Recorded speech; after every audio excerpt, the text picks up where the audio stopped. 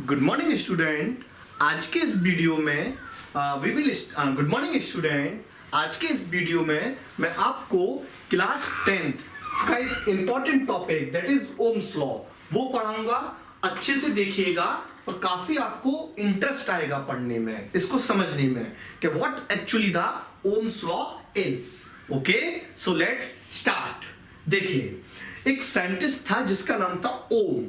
उसने कई सालों तक अपने घर के अंदर लैब बना रखी थी। उस टाइम पे लैब हुआ करती थी। उसने कई सालों तक लैब एक्सपेरिमेंट किया और उसने कंक्लूजन निकाला। और वो एक्सपेरिमेंट उसने किस पे किया? वो एक्सपेरिमेंट उसने इलेक्ट्रिकल सर्किट पे किया। और क्या एक्सपेरिमेंट किया? Let's see. उसने एक इलेक्ट्रिक सर्किट बनाया। देखो ये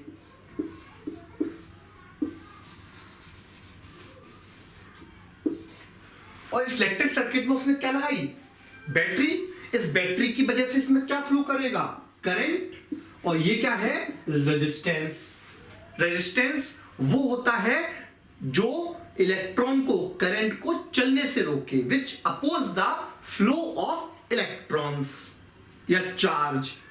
that characteristics is called resistance. Okay, now तो उन्होंने क्या किया? ओम ने देखा। क्या देखा?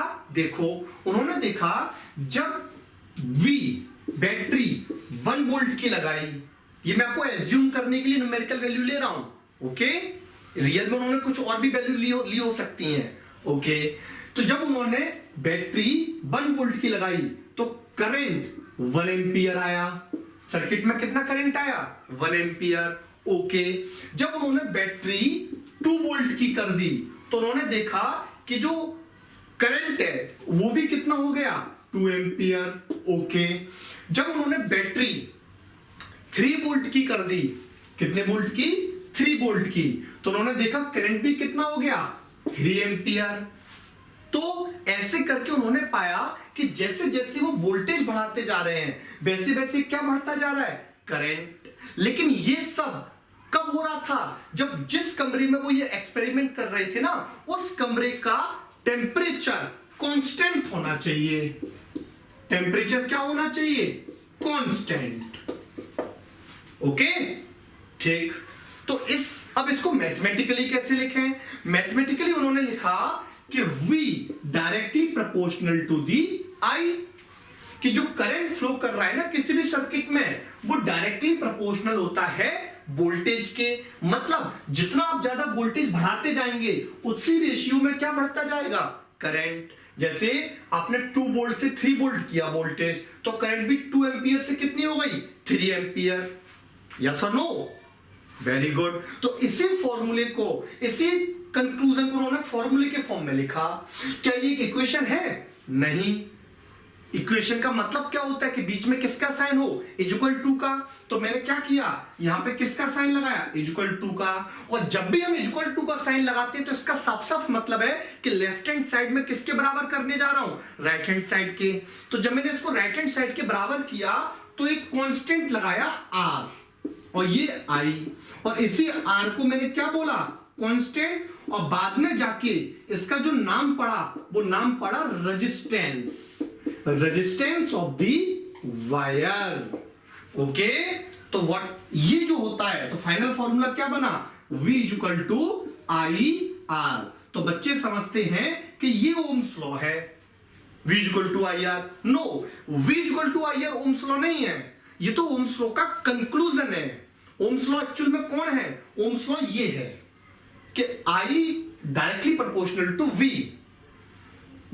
इसकी डेफिनेशन आप जो बनाएंगे वो ये बनाएंगे कि at constant temperature the current flowing through any conductor is directly proportional to the potential difference across its end of the conductor. Yes और नो? फिर से सुने।